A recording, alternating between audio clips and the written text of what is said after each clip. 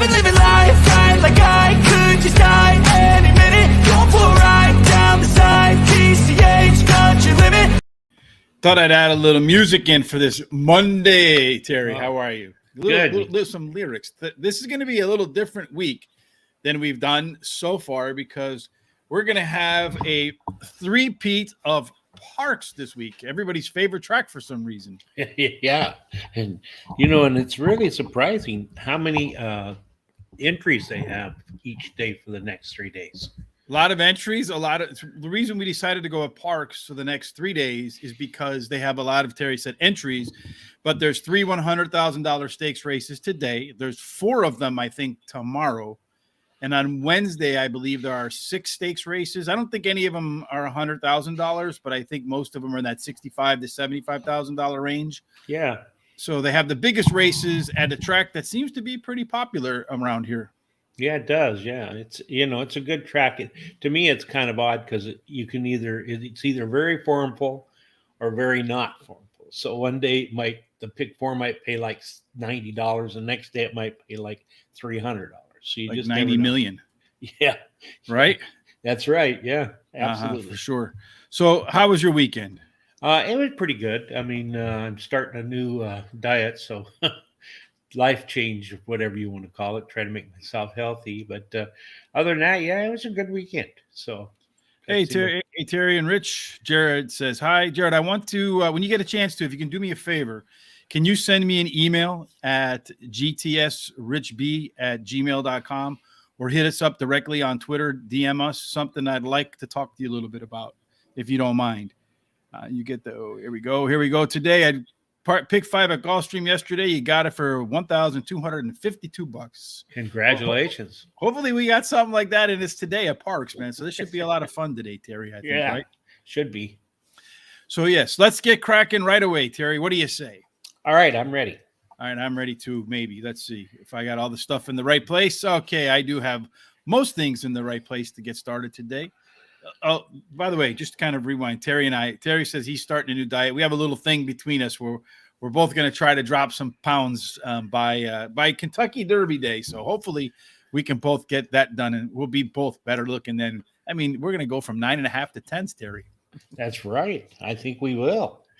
All right. Anyway, enough of the trying to make people laugh and throw up their breakfast in their mouth. But 5.5 furlongs today. Race number 1, claiming 5,000. Non-winners of 2 in the year. Looking at the 5.5 furlong profile of a winner, there have been 25 races. 18 of them won by speed. Terry, 9 have gone wire to wire. There is a slight post, so rail, and 8+ bias. Otherwise, everything else is okay. How do you start this Monday? Well, let's see. I like in this first race, number 5, Gypsy Janie. Finished second versus similar in her last race, and her best dirt speed is fastest among today's starters. The jockey in the last 7 days has been in the money, 12 out of 19 times, winning 5 of those. Then I like number 7, Chuck Talk. Finished third versus similar last race. The trainer wins 21% of the time when bringing a beaten favorite back to race again. And this horse can improve with a shorter distance, I believe. Number 2, Dreaming Diamonds. She ran second in her last race, and she got the highest last speed rating while doing that. And number 1, Verrazano Victoria, finished third versus similar in the last race. And I think there are 2 scratches in here. I think the 4 and maybe the 6 is scratched. Yeah, the 4 and the 6 are scratched in this race. Yep. Yeah. So. Mm-hmm. All right. So when I look at this race, Terry, I think there's a lot of early speed in here. So it could set up nicely for a horse that's right off the pace. Dreaming Diamonds is the only horse in the field to take a small drop. Last time out ran for 28,000. This time running for 26. But everybody else is running at a higher level or the same level in terms of purse wise. It's the only horse in the field, as you mentioned, that ran the top last race speed figure, but the only one whose speed figure was above par for this group. And with all their early pace, it's the only horse in the field that's been able to win from on the pace or off the pace. So it's the only what we call EP horse. Number 5, Gypsy Janie, is one that will likely press the pace, but along with pressing the pace, has the best late pace numbers in the field. So if speed gives way, then Gypsy Jamie should be right there. Verrazano Vittoria is another that should be close to the front, Terry. I give it the edge over the 3, Lucius Loyola. The 4 was my 4th choice, but it scratched out. Luscious Loyola scratches into this spot. You got to kind of toss out that last race and hope that it can run back one spot. That's the hope for those who are backing number 3.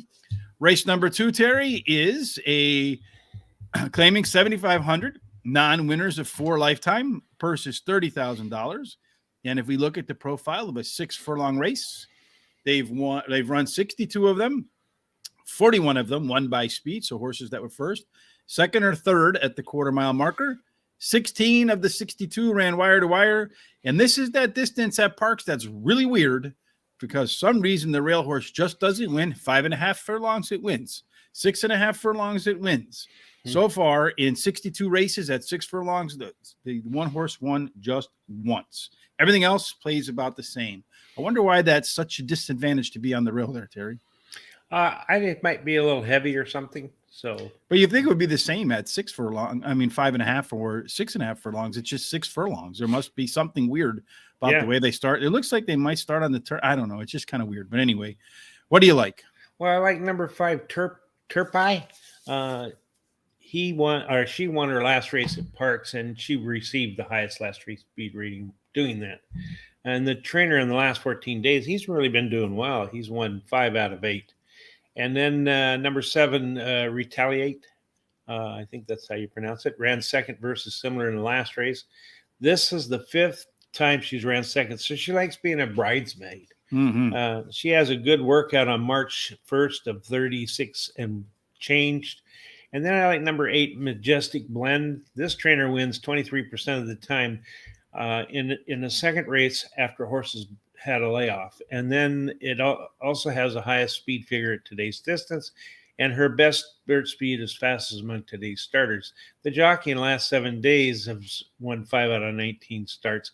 And then number 1, Hey 19. I got to play Hey 19 because Hey is my last name. Has finished 54% of the time in the money, winning 27% of those races during her career. And she has the highest last speed rating. She is actually tied with another one. And the trainer's entries win 19% of the time in claiming races. And if you're a Steely Dan fan, I think you have to play Hey 19, right? Hey 19. But in any case, number 1, for me, this race looks to me like, Terry, there's a lot of similar horses in this field, most of which want to be close to the front. So none of them have really been great, so to speak. So I think the speed horses here with the better late pace numbers probably is where you'll find your winner. Number 7, Reiterate, has the top early pace figures and top early pace late combination for the horses in this group, along with the top pedigree. Number 5, Turpai, it's the lone closer in the field here, Terry, with by far the best late pace numbers. So for those of you who are backing number 5, you're hoping that all of those horses that like to be towards the front, but really none of which are like true early pace types, you hope that they go out and put a fast quarter, fast half on the track. So number 5, Turpai can come in and close that show. Number 1, the Steely Dan horse, Hey 19. I would rank that horse higher. In fact, originally in the first pass through, I had the horse ranked first, but I have no idea how I'm going to play. I can't put a horse first on the rail that's only won 1 of 62 races. That's just too strong of a trend to bet against. And then finally, number 8, Majestic Blend, has the second best early pace numbers in the field and the second best late pace numbers in the field. It was the favorite last time out, got beaten. I expect it could be a little bit better in its second race off the bench. And what's interesting about race number 2, Terry, is it's a race where we agree on the same 4 picks, just in a little bit different order. Yeah. And then the rest of the card, we get all over the place, you and I. There's horses I have, you don't have, horses you have that I don't have. So it'll be interesting to see how this all plays out. In race 3 is a perfect illustration of that. I have the 2 horse winning, and you don't have the 2 horse anywhere. I know, isn't that kind of odd? It just goes to show you how wide open today is. So anyway, and all of these these races have plenty of starters, so that helps to make it wide open. So I think you're going to see some nice payouts. So race number 3 is our first race, Terry, at 7 furlongs. Yeah, and they actually already they scratched the 4 and the 8 to start with, which was some of my horses. So anyway, I like number 3, Ruffy. Won his last race at Parx at today's distance, received the highest last race speed rating and his best start speed is fastest among today's starters. The trainer in the last 14 days has won 2 out of 6 races and ran second twice. Number 9, Prince Philip won his last race at Parx easily, and the trainer wins 24% of the time in the second race after a layoff. And then number 1, Northern Express, finished third in his last race. He likes the track and can manage the distance. Number 5, Battle of Berlin, has won 1 out of 2. And this is race races. number 3? Yes. You have the 5, not the 8 here? Let's see. Do I have something wrong here? Let's see. I'm probably the one that has it wrong. So race number 3, let's see. Race number 3. The 8 is scratched. So yes, and I have it wrong. So the 5 horse, Battle of Berlin. My apologies. That's all right. So anyway, so that was it. That's the 4 horses I like. So this is a 7 furlong race, as I mentioned. There's been 35 of them, 21 of which were won by speed, 9 of which managed to lead them from gate to wire. You have the rail and the 8 have a small penalty, but everything else plays pretty fair. So I'm going to start mine with number 2, Bullet Butch. This horse has let me just kind of rewind and lay a little bit about my thoughts here. So of this field, there's about as many as 5. The lead might be the only way to the winner's circle. So again, this is a race where I feel like late pace, or at least horses that might get towards the front that have late legs, that might be the way to go. But I'd also maybe look at some horses that can press and then close, or maybe just close. But number 2, Bullet Butch, showed some strong improvement across the board with its 2 furlong, 4 furlong, and late pace numbers in its last. And this is one that I do expect to sit right off the early pace and then pounce. Number 3, Ruffy, Terry's top choice, my second choice, has the best early pace and late pace combination in the field. Horse is making its 3rd start off the bench after running the top last race speed figure. My only concern is that came in a maiden win, and I'm not a huge fan of horses that take a couple of shots to win their maiden and then don't and then step up. So yeah, that's a little bit of a long shot. I do like the fact that it was the top last race speed figure, so that's a little bit of a mitigating circumstance for me. Number 9, Prince Flip, took off for almost a year, then came back and ran much better fractions. It's another one that ran the maiden claiming win last time out. And I am slightly worried about the bounce coming off of there. And then finally, number 7, Rex Kwon Do is my 4th and final choice. Rex Kwon Do scratched into this spot, and it was the best of what I had left. Race number 4 is my best bet of the day. This one is, again, a 7 furlong race, a optional claiming 16,000. When you look at 7 furlongs, we just talked about that. Early pace, roughly about 25% of them winning wire to wire. Small penalty if you run on the rail, small penalty if you get the 8 or higher. And I have like all the penalty horses in here as my picks. I have the 1, the 8, the 9, and the 10. And I even made the 1 my best bet of the day. Flim Flam, man. I'm not all that happy about the draw, but the horse has 3 consecutive speed figure increases, had the top last race speed figure by a pretty good margin, and the horse is cutting back from 1 mile and 70 yards to 7 furlongs. I expect that to be helpful for Flim Flam, man. What do you think, Terry? You think we can overcome that slight bias and bring that one home first? I do. I think this horse marks off a lot of the boxes. He ran second last race. He has the highest last speed rating, as you said, and the highest speed figure at today's distance, and his best start speed is fastest among today's starters. He's actually tied with another horse. The trainer wins 33% of the time when going from a sprint to a route to a sprint, and the trainer-jockey combination in the last 14 days is perfect, 2 for 2. Then I like number 7, Rakjen. Ran second in his last race at Parx, the second time he's done that in a row. And then I like number 8, Can't Stop This Man. He ran third twice in a row at Parx and at today's distance, and the trainer wins 28% of the time when bringing a beaten favorite back to the race. And number 9, Kickerland, won his last race at Parx, and he has decent workouts. And so I look at the spot, Terry, and I find that there is some early speed in here, but I don't feel like there's too much over speed. So I wouldn't be surprised if a horse gets the winner comes from the horses that are at the first 3 at the quarter pole. One of those horses I suspect will likely take the checkered flag. I mentioned all the reasons why I like Flim Flam Man. Number 10, Scorpion Dynasty, is the only horse in the field that's won on the pace and has won from a pressure position. Taking a track drop, it comes in from Aqueduct. And Trevor McCarthy, who's been winning all sorts of races at Aqueduct, so he doesn't even have to come to Parx. I'm sure he's collecting nice checks up there in New York City. But he's coming down here to Parx to ride Scorpion Dynasty and one other horse on the day. So I suspect he's coming down and expects the horse to do well. Number 8, Can't Stop This Man. I think Can't Stop This Man is likely to be the pilot or the co-pilot. Has some of the fastest opening fractions last time out. And of all the early speed horses, it does have the best late legs. Was the favorite last time, got beaten, but trainer Daniel Velasquez has won 22 of the last 76 times that he's returned to the track with a horse that was beaten the last time out. And the number 9 horse, Kirkaran, scratches into my 4th position. Terry, before we move on to race number 5, which closes out, well, it doesn't close out anything. Tonight, no. Horse Center. We have a special guest tonight. You can check that out over on our Facebook page. If you look below, you can see our handle for Facebook, for Twitter, and for Instagram is Horse Race Today. Again, yep. Horse Race Today. But tonight's guest is trainer Scott Lake. Are you familiar with him, Terry? No, I'm really not. I haven't really paid much attention. Where's he from? Well, he's like the Atlantic coast in that area. Okay. So he does pretty well in there. He's been he's had his ups and downs. It should be a fun, and from what I see on like Twitter and stuff, he's not one that like holds back in his commentary.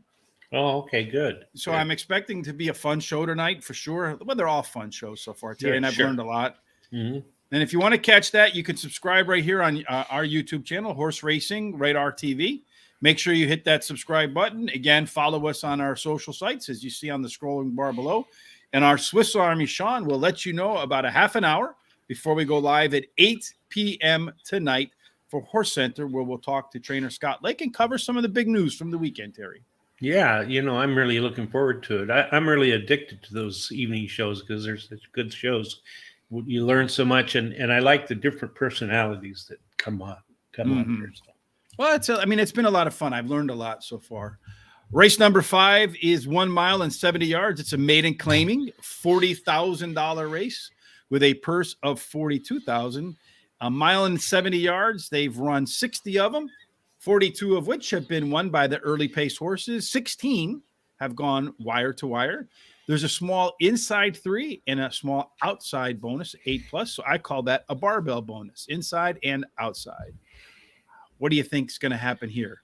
Yeah, well, first of all, number 6 is Scratch. Can't Love It, or Call It Love. But I like the number 1, Lindros. Now, he ran 5th last time, but he was bumped during his race, so I'm going to give him an excuse. He has a high percentage winning trainer and the jockey, who in the last 7 days has gotten 5 wins out of 7 races, actually been in the money 6 out of 7 times. Then number 2, the Great Kazoo. We've had that one in the past here. Ran 2nd versus Similar in the last race. He has a high percentage winning jockey and the highest last speed rating. Then number 7, my brother Neil, finished 3rd versus Similar in his last race, and the trainer jockey in the last 14 days has won 2 out of 8 races.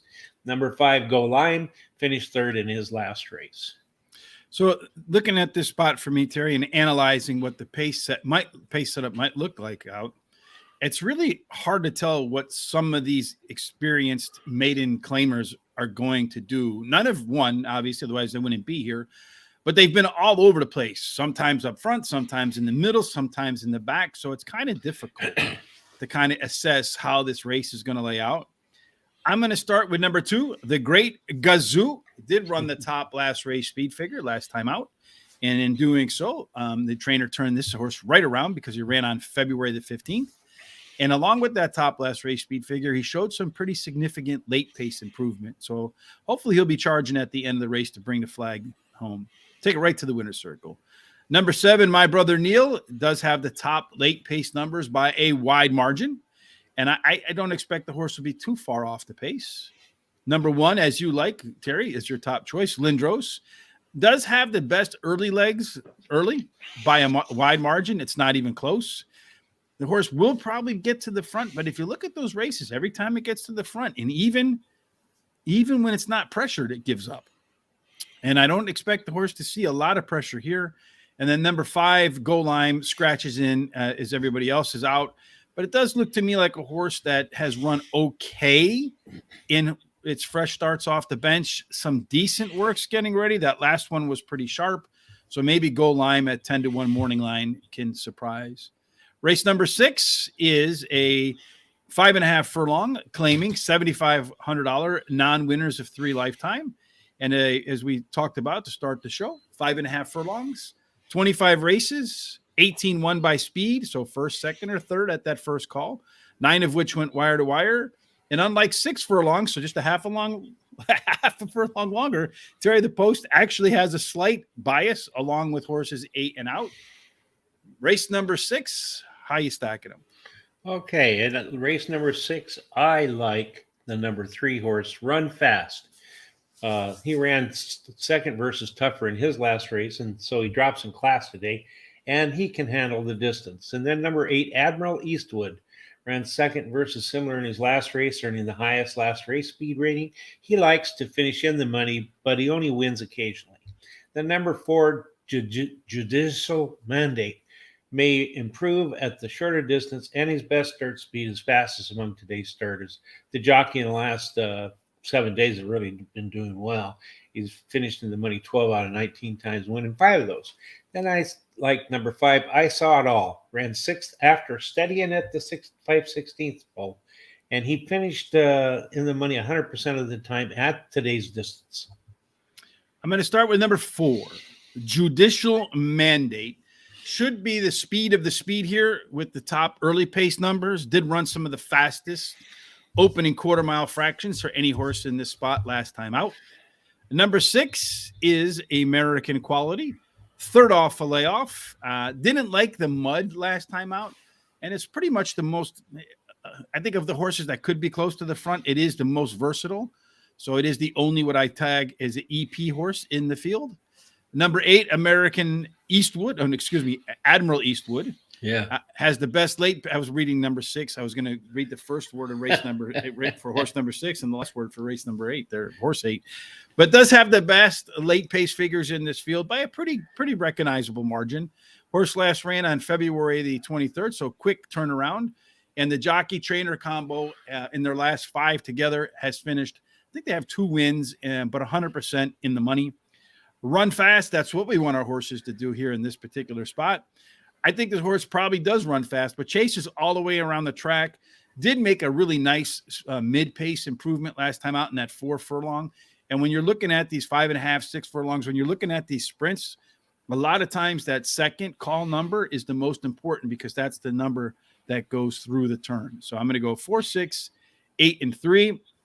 Terry, so we started the race number 3, 4, 5, and 6. 6 is the end of the hot dog pick 4, right? Yeah, that's right. For me, at least. I don't know if you chose the same one, but well, I always just follow along with you. Whatever you do, I do, Terry. So yep.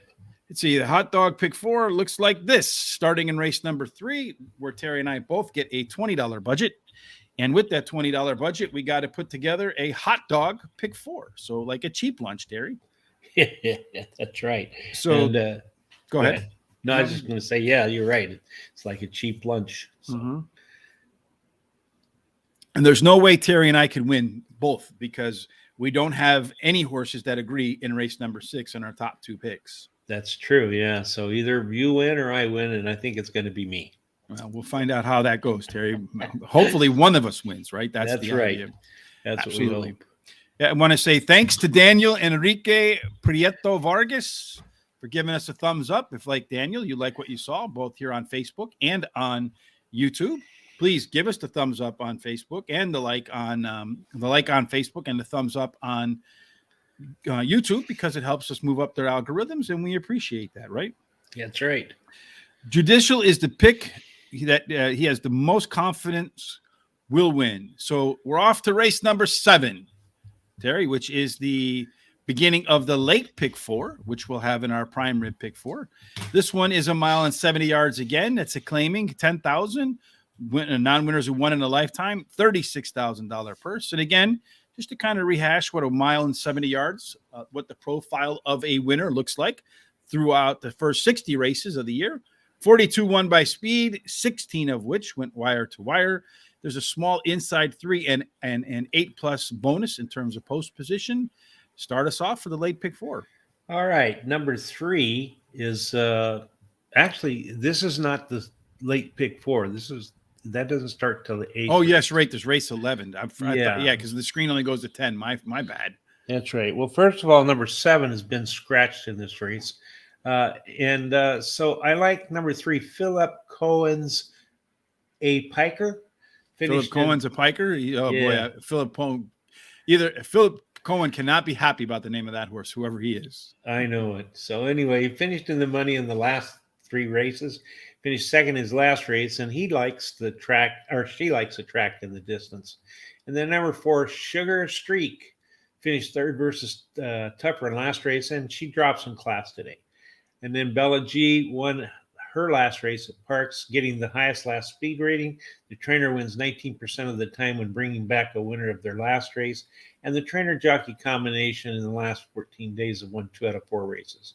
And number 6, Penance, ran 4th, beaten 2.5 lengths after bearing out early and going wide into the stretch. She has won 40% of her races, and that she's completed at Parx. Mm-hmm. So this is an interesting race because your top pick I don't have, and my top pick you don't have. And then we agree on everything else, which is kind of really weird, right? But it is. It is weird. So anyway, this is a 13-horse field. It's a pretty big field. And probably 12 now with a scratch. Yeah. And you have 5 speed horses, 4 pressers. You have 2 that can press or take the lead, and a couple of closers. So if you look like it, there can be a lot of early speed in this race. So those early fractions are going to be important. If they go too fast, the speed's probably going to die and open it up for the horses that have some late legs. Number 9, Charity Stripe. It's the one Terry doesn't have that I do, but it's on the top of my list. It's tied for the top pedigree in the field, has the top late pace numbers by a wide margin. So if there is a lot of speed in here, and I think there could be, Charity Stripe should benefit. Should be better in its second start off the bench. At least that's what the resume says. And when you look at the last race, along with those strong late pace numbers, showed some really nice improvement relative to its starts before it headed to the barn in its early race pace numbers.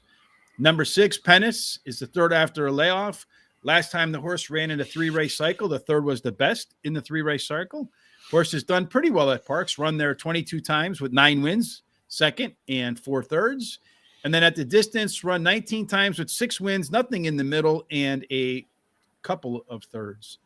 Number 4, Sugar Streak, something I can go on sometimes if there's a bag of M&Ms around with peanuts in them. I could definitely go on a Sugar Streak. Those are deadly, man. I can't have those in my house. But in any case, last time out, the race was much better than it looks on paper. There was some really good internal improvement.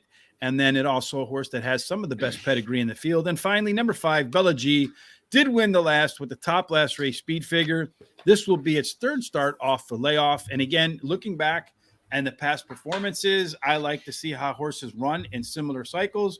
Third race was the best of the 3-race cycle. Now, I got a little bit ahead of myself, Terry, on the last one. You did, yeah. And said that race 7 was the beginning of the late pick 4. But before we go to that, today is an interesting Monday because you have Santa Anita and Golden Gate running today out in California, right? Santa Anita got rained out on Friday, which it never rains in Southern California. I heard somebody sing that. Who is that? It never rains. Is that Neil Diamond? Anyway. Probably. Yeah, probably. And then Golden Gate got canceled on Saturday because of all those stakes races, right? Yep, that's right. And I think today's the carryover. It's a mandatory payout on the pick six. Yes, so maybe I'll participate in that for sure. But Terry and I, as a bonus, so we're going to sneak this in on you, right? Yep. We didn't That's tell right. anybody this was coming. We did a golden hour pick 4 at Santa Anita and Golden Gate Field. So Terry, he's got some horses off to the side. His pick 4 looks a lot weirder than mine because those horses off to the side are alternatives for Terry. I don't need any alternatives because my horses, no matter, I can have one across the board. They're all going to come home first, Terry. Well, I believe at least at the 8th at Santa Anita, the 9th at Golden Gate, that there are going to be some scratches. So that's especially why I did that. And then I thought, well, if I'm going to do that for the last 2 legs, I might as well do it for the first 2 legs in case. Might as well. Consistency. So what you do with those horses, if there's a scratch, you move them in. So yes, they're alternatives, right? That's right. So Jared in that last race says he likes the 13, can sit right off the pace and pounce late. 12-1 is a must bet. Your golden hour pick 4 at Santa Anita and Golden Gate is $100. Terry, I'm always a good boy. I stay on budget as well. $96 for me. At least I hope I did my math right there. I'm pretty sure I did. Well, let's see. Yeah, I think. Yeah, it's $96. You can count it. You can take it to the bank. Yes. That's right. That's right. So. All right. So let's now work on the late pick 4 at Parx, starting in race number 8. This is the first of 3 $100,000 stakes races, and that's why we're at Parx today, tomorrow, and Wednesday, because they have the best races. They have all the stakes races today, all the stakes races tomorrow, and all the stakes races on Wednesday. I think on Thursday we'll either do Aqueduct or Gulfstream, whichever one is running. But this is the Washington Crossing Stakes, $100,000. It's 1 mile and 70 yards. We've talked about 1 mile and 70 yards favoring horses that get out of the gates kind of early, with 16 going wire to wire. Got a small inside bias and a small outside bias. How do you think they're going to run in this big money race? Well, I think that number 3, Splice the Main Brace, will win. Finished second in his last race and got the highest last speed rating. Actually tied with another horse in here. The trainer wins 33% of the time when he brings back a beaten favorite to race again. Then number 9, Backside of the Moon, came in from Aqueduct and finished third in his last race. Should improve while returning to a route and has the highest speed figure at today's distance and the best start speed, is fastest among today's starters. Then number 2, Bird King, has the highest last speed rating. He's tied with the Splice of the Main Brace. And anyway, he has a bullet workout on February 28th, 47 flat, best of 12. Number 7, Brooklyn Strong, may improve with Lasix and blinkers being added, and he has decent works. And there's actually been 2 scratches in here. Number 1, Irish Honor, and number 5, Halty, have been scratched. Yeah, I wanted to put that Brooklyn Strong in there, but I mean, that's last few races. It's just been awful, and I don't know how much Lasix they'd have to give it to. They'd have to give it the good hay to get it done. But race number 8 for me, Terry, is my box it up. This is where we take 4 horses, put together a $1 exacta box, a 50-cent trifecta box, a 10-cent superfecta box. I'm going to start by first. I think there's not a lot of early speed in this race, Terry. So I expect there's a strong chance the winner will be close to the front all the way around the track. Number 8, Dreams Untold, does have the top early pace numbers in the field. Last time out, ran some of the fastest opening fractions. Looking at the horse, making its third start off a layoff, and has some pretty good workouts in between this race, 2 of them, and its last race. Your top choice, my second choice, Splice the Main Brace, did tie for the top last race speed figure as a beaten favorite last out. Trainer Robert Reed Jr. has come back to win 22 of 64 times he took a horse to the track that got beat as the favorite. Next time out, it came in 22 times. This is a horse that I do expect to be close to the front and also owns some of the best late pace numbers. Number 9, Backside of the Moon. I mentioned earlier in the card that 10 horse in race number 4 was a ride for Trevor McCarthy. So he's coming down from New York to Philadelphia. And this is the other one. So I'd imagine he thinks both horses are live. I feel like the extra distance is going to help this horse. Last time out, I believe it ran 7 furlongs. Did show some of the fastest opening quarter mile fractions out of any in this field last time out. and also owns some of the better late pace numbers. And one of the things I like about Trevor too, I don't really like Trevor on the lead, to be honest with you. He's a great friend of the show. He might get mad at me for saying that, Terry. But I watch him ride, and it seems to me when he can sit fourth or fifth, he just seems to manage to keep his horse fresh for the stretch run. And if he can run fourth or fifth on a live horse coming around that corner, I think he's got a really good shot to win because he always seems to have a lot of horse late. And then finally, number 2, Bird King. It's the first time off the bench for this horse with a bullet and go. To me, that means he ran a bullet workout before coming to this race. So the last workout was a bullet. Ties for the top pedigree and also has some of the best late pace numbers as well. So that is my box it up for the day, which takes us right into your box it up, which is race number 9, the second $100,000 stakes race on the card, the Penn's Landing. 6.5 furlongs, Terry. And if we go at 6.5 furlongs, sorry, I know I'm talking a lot, but let me just pull out the profile of a winner real quick. You have 23 races, 15 won by speed, 10 going wire to wire. You have a rail bias here, and the 2, the 3, and the 8 do better than the 4 through 7. Tell us why you chose these 4 horses in Penn's Landing. Well, first of all, there's some pretty significant scratches in the race, especially number 10 Club Car, and number 1 I'm the Talent, and number 9 Best were scratched. But I like number 5 Cinnabunny. Finished in the money 7 out of the last 8 races, winning 4 of those races, which is pretty significant. The jockey in the last 7 days has won 5 out of 7 races. Number 8 Shiro ran second in her last race. The trainer wins 27% of the time when he takes a horse from a sprint to a route to a sprint. And the jockey in the last 7 days has a record of 5 wins, 4 seconds, and 3/3 out of 19 starts. Number 4, Jakarta, ran second versus Tougher in the last race, returns to Parx, where she has won the only race she's ran there, and drops in class today. And then number 2, Hey Mamaluke, won last race at Aqueduct, receiving the highest last speed rating. And best start speed is fastest among today's starter. Can't get that tongue going right. I don't know. I would never mind. That was Terry's box it up. So that's again, we take $1 exacta box, 50-cent trifecta box, 10-cent superfecta box, 4 horses, put them all together and hope to hit everything across the board there. For me in the Penn's National, I'm going to start with this race. So looking at this horse, all but 1 horse in this field of 8 because of scratches could be forwardly placed, but I don't expect the pace to be all that hot because there's only 2 what I would call traditional front runners, where when you look at their past performances, at the first call you see a 1, at the second call you see a 1. Those are your traditional front runners. So I don't expect to see a lot of early pace in here. That means it should set up really nicely for number 4. Jakarta has the best late pace numbers by a wide margin over the rest of the E pace type. So it's going to be on the front, and it has great late legs. And there's only maybe 1 or other 2 horses it should compete for with the real lead. Last time out ran for $250,000 today, just running for $100,000. Terry's top choice. My second choice, Cinnabunny at Parx, 7 races, 4 wins, second and a third, has 30 furlongs of workout since January 14th. My only concern about it is has not run that great off the bench. So the workouts tell me to be fit, firm, and ready to go. The history says probably not a winner. Number 2, Hey Mamaluke. It's the only horse in the field to run a speed figure above par for this crew. Does have the top early pace figures and has run the best quarter-mile fractions for any horse in this field.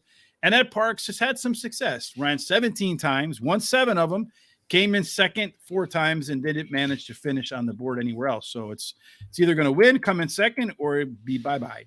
And finally, number 8, Shiro, was a tough call over number 3 for me, Gloridia, but has slightly better early pace numbers, slightly better late pace numbers, and at Parx has been in the money in 12 of 15 starts. So we go from Terry's box it up to Terry's best bet in race number 10, which is the Fishtown Stakes. It's another $100,000 race, 6 furlongs in length, 62 races, 41 won by speed, 16 going wire to wire. And this is, again, that distance where the rail horse really struggles, winning only 1 of 62 starts. But we're not worried about that because Terry's going not with the number 1, but double ones as his best bet. That's right. Number 11, Hollywood Jet. This horse is a winning machine, won 4 races in a row, and has the highest last speed rating in the race. Number 5, Uncle Ernie won the last race at Parx, switches to a high percentage winning jockey, Frankie Pennington. And number 3, For the Love of Bourbon, won his last race at Parx. Early speed running style will help his chances. And then number 8, Motivation, has won 2 races in a row and now going for a hat trick. He has decent workouts on February 27th, 48-3 breezing or handling. I'm sorry. Mm-hmm. So for me in race number 10, I agree with you, Terry. I like the 11. With scratches in this race, 4 of the 9 horses in this field are early speed types with the ones across the board. I wouldn't be at all surprised to see horses put out a pretty fast pace here. I feel like the late pace combined with speed is likely going to be the key to the winner. Hollywood Jet has the top early pace numbers, and it's not close for the rest of this field. It's a horse that should be better in its second start off a bench, according to its resume. The last one would be more than good enough because it's above par for this group. Number 3, For the Love of Bourbon. That's the everybody's drinking game horse right there. It's the only horse in the field that is deemed an EP, so it can press. It could also be on the lead. So the horse can win from the front or right off the pace. Did show some strong late pace improvement last out, which I do feel will be key to this race, and has 4 consecutive speed figure increases. Number 5, Uncle Ernie, has 6 high-quality starts in 6 career races. This is the first start since December 20th. But when you look at the last 2 times the horse came off the bench in its debut and in its last start, the closest any horse was to it was 7 3/4 lengths when the race was over. So won really easily when it came out of the barn. It's had 17 furlongs of workout since the last time it raced, and starting from January the 14th. And finally, number 8, Mojo Ovation, has the top pedigree, did run some much better fractions in its last race. And then the 2 rides with Jaime Rodriguez, you see the horse won both of them, those last 2 races, by 3 lengths. So it seems like he's getting the best out of this horse altogether. And then the last race, that's one of the few races too, Terry, on the card where we agree from front to back. Yeah, it is, isn't it? Yeah. And then the last race to close the show today is race number 11. Race number 11 is a claiming 5,000 non-winners have won in a year. 6.5 furlongs in the profile of a winner looks like this: 23 races, 15 won by speed, 10 of which went wire to wire. Here we have a rail bias, and the 2, 3, and 8 outperformed the 4 and the 7. How do you plan on taking us home? Well, I like number 4, Morissette, won her last race at Penn National and has a high percentage winning trainer. Then number 6, Why Is She So Lucky? She has the highest last speed rating. Drops in class today and has the highest speed figure at today's distance, and that's probably why she's so lucky. And then 8, That a Boy Girl. The trainer wins 27% of the time in the 3rd race after a layoff, and her best dirt speed is fastest among today's starter. And then number 9, Janelle's Dreams, drops in class today, and the trainer's winning at a 20% meet clip at this meet. All right. So for me, to close out the show, looking at race number 11, this is another race like that other maiden claiming race we talked about, where the horses have been all over the place. Some on the front, some in the middle, some in the back. From race to race, you don't know what you're going to get. So I suspect that whoever gets the lead probably won't have to run too fast and could take them from wire to wire. That a Boy Girl has the top early pace figures by a decent margin. Did run some of the fastest quarter-mile fractions in this field last time out, and did so with its 3rd consecutive speed figure increase. Number 4, Morissette, has the top late pace numbers by a decent margin. So I'm locking in the top early pace, locking in the top late pace, and actually showed some improvement in the back half of the race last time out. Number 12 is Just Smoking. That horse has the 2nd best early pace figures. And then after that, there's a pretty significant drop off. So I do expect the 8 and the 12 to be your pace setters. And the 12 horse, Just Smoking, has run the fastest quarter-mile fractions any horse has been able to produce in the last 10 for this crew. And then finally, Why Is She So Lucky? Did run the top last race speed figure. The trainer liked it so much that February 22nd race, turning this horse right around. 3 consecutive speed figure increases, making its third start off the bench. Traditional early handicapping angle. Resume says, not so sure. That's the last race of the day, and it also cleans up the prime rib pick 4 for the two of us, Terry. So let's bring the prime rib pick 4 in.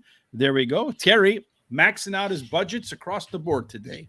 That's right. It's a wide open day, so I tried to figure out the best coverage I could get for both this one and the hot dog pick 4. So your weak link here is the 11 and the 5 in race number 10. I do agree that 11 horse would be tough to beat. As I ran through them, I wanted to have a little bit of coverage in all of them. My weak link is race number 9, but I feel like the 4, the 5, and the 2 are the best 3 horses in that race. I expect, with the way this card is going to play out today, Terry, that there's a really good chance that the pick 4s are going to pay very nicely. Yep. And if you haven't seen it yet, take a look down here. Jared shared his Turf Paradise picks with us. Take a screenshot of it, if you will, so that you have his picks. I'll add them to the recap of our when we do the story today. I'll add them to the recap. So if you go to horseracingtoday.net, you will see Jared's picks there for that race. Let me pull them off real quick. This thing won't leave my screen. In any case, when you go to horseracingtoday.net, we'll recap this. And while you're there, do me a huge favor. So there's Horse Racing Today. If you haven't caught it yet, our Chris Parmalou put in these great stories for when we do these Kentucky Derby prep races. And then he has his Kentucky Derby rankings. I expect he should have his Kentucky Derby rankings out later on this week. So make sure you check that out. But while you're there, you like this number 11 hat, Terry? I'm kind of surprised I don't see you wearing a 5 or a 1 today. Yeah. Well, I'm having the shirts laundered. So you can support us and look great at the same time, which is not, that's not easy to do sometimes, Terry. But you can by heading over to Horse Racing Today. Click on that Horse Racing Today gear. You get 15% off for only the 3 more days. And actually, quite frankly, Terry, I think beyond supporting us, I think the stuff looks really good. It does. I like them a lot. I have always liked the Horse Racing Today logo. I've seen it prior to even meeting you. I've seen it, so I really liked it. Yeah, it was a nice one. It's the Horse Racing Today logo that Terry's talking about. It's on this side. You can see in the R, it's a horse instead of in the tail on the H. So it is really crafty. Cool. I like it a lot myself, but it's really nice. I really like the way it looks. I've gotten a couple compliments wearing it out. Again, tonight, myself and Sean will be back with Horse Center with trainer Scott Lake. You'll see some of his horses today. As our friend Jared says down here, Scott Lake on a cutback equals win. So if you see Scott Lake on a cutback, make sure you go ahead and play that horse. Tomorrow, Terry and I will be back at the same time. We'll be covering Parx again because it's a 3-peat this week on Parx, Monday, Tuesday, and Hump Day. Yep. And then let's run through our picks one last time, Terry, so everybody has them, and then we'll be on our way. Okay. Here is the full card picks, and I messed up thinking there was only 10 races at first, but here you can see there are 11 races at Parx. Those are all of our picks. Here are our box it ups. So we box them up in races, back-to-back races, 8 for me, 9 for Terry. That's where we have 4 horses, $1 exacta box, 50-cent trifecta box, 10-cent superfecta box. Our hot dog pick 4s are in race 3, 4, 5, and 6. That's our small budget one.